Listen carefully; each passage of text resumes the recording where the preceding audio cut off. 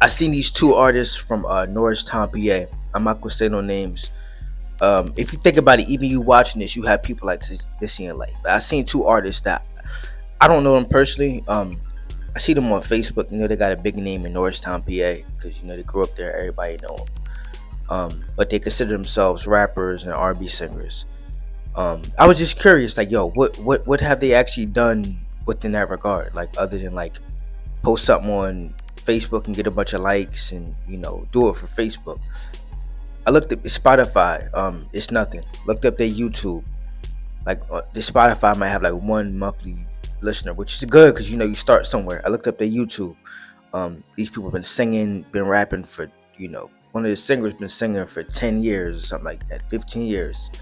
Not even one music video out. You feel me? You've been singing for 15 years. You wouldn't spend $300 on one music video, but you've been singing for 15 years, and you use this as a marketing tactic on Facebook. Everybody, oh, she's going to be a big singer one day, and all this kind of stuff.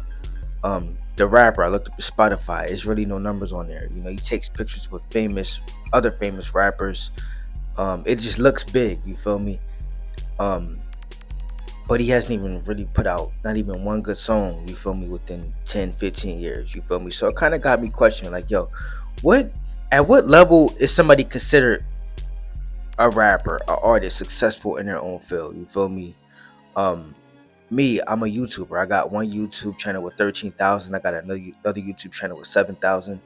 The other YouTube channel, I used to do interviews.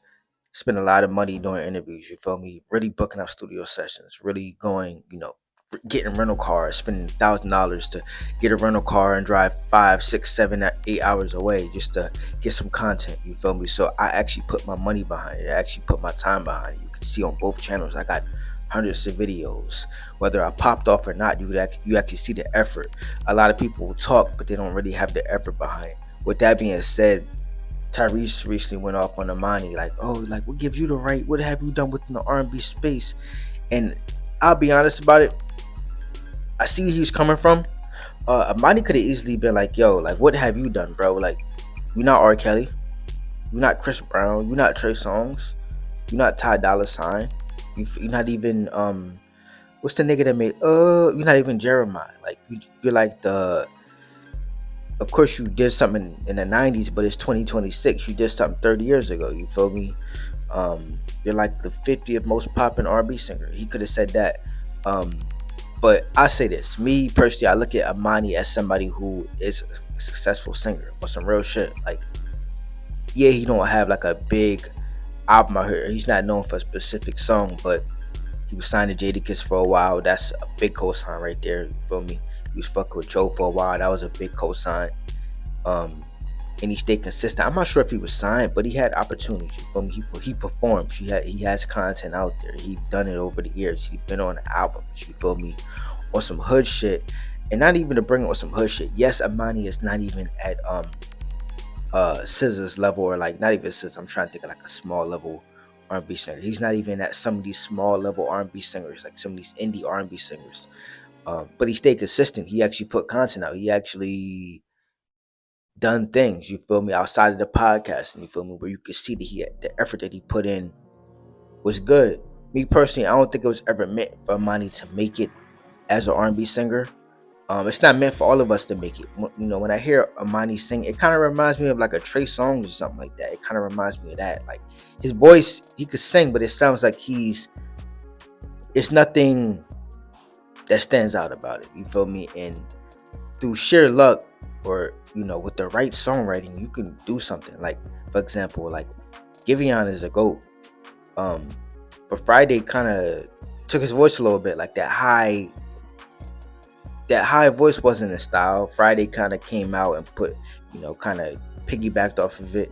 But he had the right songs, you feel me? But the reality is the talent is going to stay. You feel me? Friday, by next summer, you'll probably never hear his name again. But Giveon, he's gonna continue to do what he does. But all in all, like Tyrese and Emanny arguing, even I could sing right now. Bro can sing, and bro put in full effort. Do he have the right to speak on R&B? Me personally, I think so. You feel me? Now, if he was one of them niggas on Facebook who say I sing and put out a singing video with his iPhone every 3 years and don't put no money behind it, haven't really done nothing in their career at all, then I say, yo, you can't have an opinion. But if you at least tried and you done something and you moved around a little bit within it, I think you have the right to have an opinion. I do understand where Tyrese is coming from a little bit though. It's like um some niggas opinions be like, it'll throw you off. Like a nigga might give you opinion on paying bills and managing your life and your car note, and it might be a decent opinion, but meanwhile this person unemployed in their mom basement eating Cheetos. It's like, yo, do you take the opinion? Do you not? Do you feel disrespected that a nigga like that would even tell you this? You feel me? But I do think that Emanny does have the right to have an opinion on R&B. Feel me? Digital Thugs, I'm out. Like, comment, subscribe. Thank you for watching.